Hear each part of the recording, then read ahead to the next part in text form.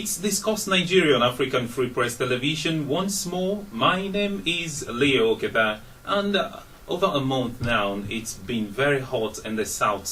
Talk of political activities there, and this time around, we are going to come down to the River State Governorship Election Petition Tribunal judgment, which was pronounced by Justice Suleiman Ambrosa on Saturday, sacking the governor of River State. We're going to look at this judgment and how it came to be, and then going forward, what we are going to expect. And today with me on the show is Mr. Clem Aguiyi, who is the president of Move On Nigeria, a columnist, a writer, and a public affairs analyst. You're welcome to the show.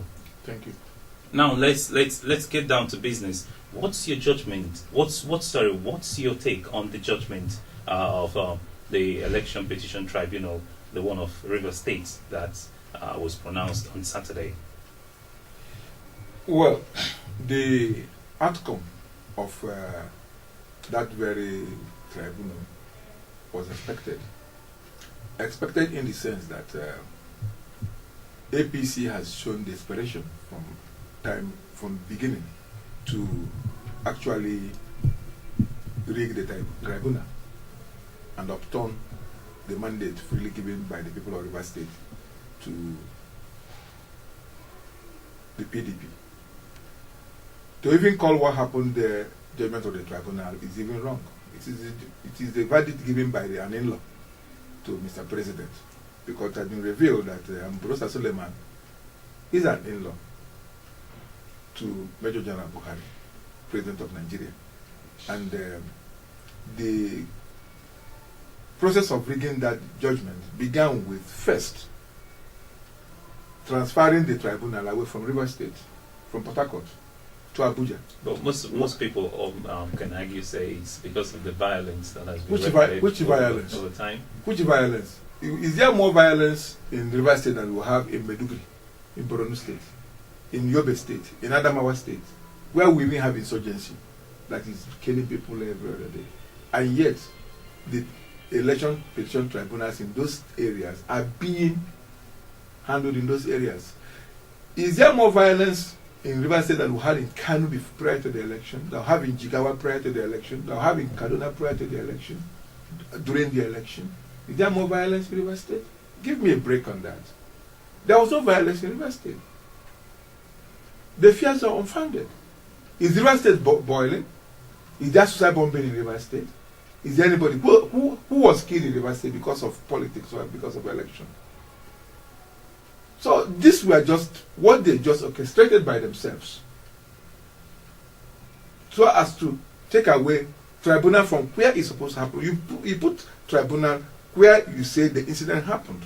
You don't take it away to another foreign land. Well, you could still say this is the center, even if the presidency or maybe the federal government noticed there might be a little discrepancy in the tribunal. When it is in the states, they can move it here and then say no. The job of the federal government is to maintain law and order, and they have a responsibility to maintain law and order in River State. If they cannot provide law and order and security of millions of people in River State, is it because of 5 members of the tribunal, 3 members of the tribunal that they have been security in River State? They know what they are doing. Because obviously there are vital personnel. And we don't have more important people in River State than those people that are in the tribunal. They are still very important as well. President Buhari was simply protecting his brother-in-law, whom he wants to do a harsher job for him. And that is why he moved the tribunal from River State down to Abuja, where he at the center now will be able to interfere. And we have evidence that both the Director of State Security, the APC, and the presidency were interfering in the job of the tribunal. Don't forget, the original chairman of the tribunal was even taken off. And the man that would do the job, the way they wanted, they were brought in. And that is Suleiman Ambrosa. Yeah, I think Suleiman was actually handling the one of the reps. And then I think a petition was written against him or something. And then he was moved down to this particular one. No, you got it wrong. The person, the chairman of the tribunal was removed. They wrote a petition. Which petition was it funded? Is he being tried in any court? If there's a petition of corruption against him, against a judge, you don't just remove the judge and put him back on the business, another judging business. You put him on trial. I'll go and prove your case. Not based on any petition. There are many petitions flying up and down in this country against people. There are petitions against Amechi of corrupt leadership. It's not screen him. Put him on trial. And coming. Now, I will tell you again that even if you look at the tribunal judgment, you ask yourself what the haste. People, the lawyers, both councils gave their submission on Friday. I say you are giving judgment on Thursday. What time did you have to study the judgment if not that you have already made up your mind on what to declare judgment? And don't forget again, a tribunal in other states and also in Akwa Ibom has said, well, you cannot rely on candidate alone to conduct the election because giving the candidate is foreign to the Electoral Act. So how come Rivers State is the only place in the country where the tribunal is saying election must to be conducted with a card reader, whether it failed or not? It must be based on the card reader. That's bunkum. You and I knew that even on the election day, the president of Nigeria could not be accredited. He stood for hours to be accredited. And you and I know that INEC along the line said, do the manual accreditation where the card reader failed. The card reader failed in many parts of Rivers State. And that was why it was not used. Yeah, so the tribunal, so one tribunal cannot be giving one judgment in the Akwa Ibom State and giving on the same issue, giving a different interpretation. Yeah, it's interesting. That makes a mess of it. That shows interference. That shows interference in the judicial system, and that's dangerous for our democracy. Because this president is playing dangerous politics of thinking that he will turn Nigeria into a one-party state, that he will turn mandate given to people freely in South State. He wants all these states to be under his kitty. You cannot take people by force. Anyway, talking of something being dangerous, and then you talk of Amechi. You brought it up earlier on, and I wanted to talk about it. He just finished undergoing his screening at the Senate, and then you see this one happening. It seems the odds are going in his favor. What do you think about that? No odds are going in his favor. It's simply that we are having a government that is acting with impunity. We are having a government that is taking Nigeria on a dangerous bend. We are having a government that already written out their script and acting according to their script. That doesn't mean us are falling in your favor. It simply means that you have a script you're acting out. Personally, I feel the Senate should to screen and confirm Amechi if the president wants him to work for him. He worked for APC. I can credit him 50% for the victory of APC. He did a bad job for the party that made them come to power. So they should make him minister if that was the one they make him. In fact, he deserves more than being a minister. But if he has a case of corruption, of which he has been indicted by a judicial panel, he should answer for it. Making a minister make nonsense of the anti-corruption war. Well, if you're just joining us, we've been discussing Nigeria on African Free Press Television, and we've been looking at the Election Petition Tribunal of the Rivers State, the judgment delivered the other day on Saturday precisely by Justice Suleiman Ambrosa, and I've been doing that with Mr. Clem Aguiyi. Now, let's come down to the response of Governor Nyesom Wike and the PDP. The other day, they said they were going to appeal that judgment. What chances do you see that they can go through positively? A positive answer can come out from the appeal they are going to file. First of all, let me tell you that if election in Rivers State is conducted 100 times, Nyesom Wike will win. And what's if the election is conducted 200 times, PDP will win the governorship election in Rivers State. Because Rivers State is a PDP state. The people of Rivers State are not stupid. They know that the APC government do not want them except their oil. They know their struggle. They know what brought them to the point where they are today. And there's no way APC will win Rivers State. But it is also good that Amechi, Nyesom Wike, is appealing the judgment because the tribunal erred. The tribunal clearly showed themselves as not being impartial. They were partial. They did not base their judgment on the law. Don't forget, Amechi was in Supreme Court challenging the jurisdiction of the tribunal to be moved from River State to another state. And we are waiting for the Supreme Court to say, okay, fine, it is good to be done like that. It's okay to do like that. That is not out, and they already gave their judgment to ambush the Supreme Court. Now, two, we also want to prove to the world how far the APC-led government has been able to penetrate judiciary up to the Supreme Court. So let us take these matters along the line so that the world can see what Nigeria has turned into. Because we always say that the judiciary is the last hope of the common man. And I still believe that the appeal court and the Supreme Court will not be as biased and compromised as the lower tribunal. But the legal system, they are the ones producing the likes of Justice Suleiman. Of course, in every 12 there must be a Judas. Suleiman was simply doing the bidding of his in-law. He wasn't giving judgment. He wasn't being a prior judge. But we don't have proofs for that yet. No. It is very evident. I mean, he's married to Aisha, Buhari's wife, younger sister. So we know who she's married to. So that's not a problem. He's an in-law to Buhari. But the fact of the matter is that he's doing the bidding of his in-laws. Are you understanding what I'm saying? That even tainted the whole judgment. If I were him, I wouldn't be part of that. Know that my in-law is an interested party in this case. And don't forget, the president made it clearly open, even without any facts or any evidence, that the River State election was rigged. And you ask him, wait a minute, what happened in Katsina during the election? What happened in Kano during the election? What happened in Jigawa during the election?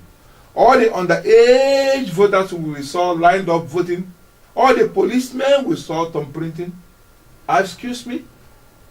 That was not rigging? Or you want to tell me that INEC was able to produce 1 million voters in Jigawa State during the election? 1 million voters in Katsina during the election. Wait a minute. It doesn't happen anywhere in the world. So we saw the rigging there. But important is that it is only politicians that can make politics credible. The former president sacrificed his ambition for the peace and unity of the country. Not that he lost the election clearly, and anybody telling you about 2015 election being free and fair is simply telling lies, deceiving himself. We all saw what happened. What has a 5-year-old, 10-year-old, 12-year-old, 2-year-old doing with voting? What are policemen, civil defense corps people who are supposed to monitoring the election, doing it on printing ballot? That is what captured on video. We all saw them happening. Why were police looking the other side? Why children were voting in all these states? I mentioned it to you, the Northeast. Why? I mean, you saw the rigging all over the place there.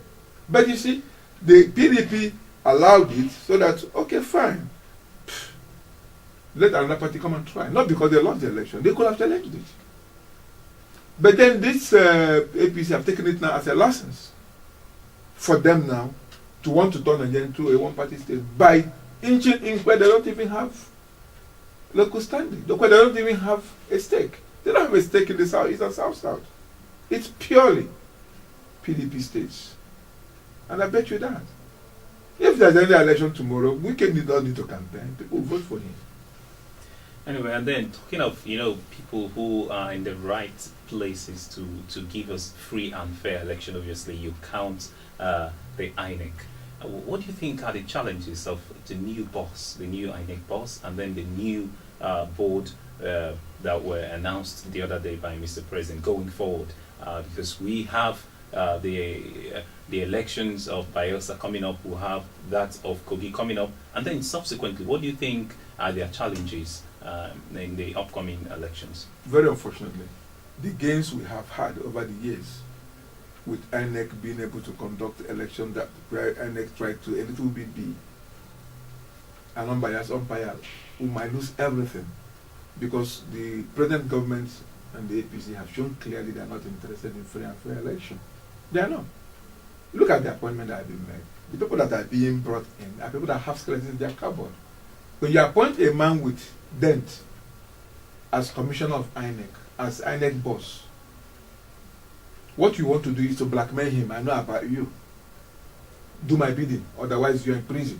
That's exactly why you want to bring people that are almost criminals, non criminals, as INEC commissioners and INEC boards. For example, the INEC chairman worked with the education, one of the education boards, yeah, as Secretary General, and then billions of naira were diverted. Of which there was a court judgment asking for the return of that money. That money was not returned up to today.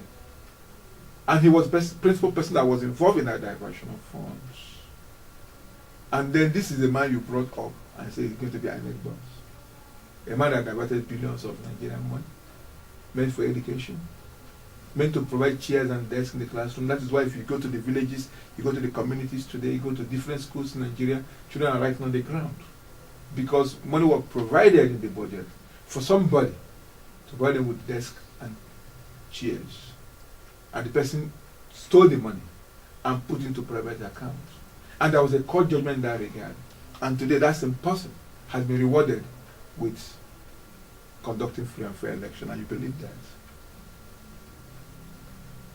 Take example what happened in Yobe State. It was proven that the governor gave 15 million naira as bribe to the INEC commission. The money was straight, it was fun, and yet the election was upheld because it was APC. Something's wrong somewhere. Anyway, we hope to rectify that thing which is obviously wrong wherever it is. And we've been discussing Nigeria on African Free Press Television.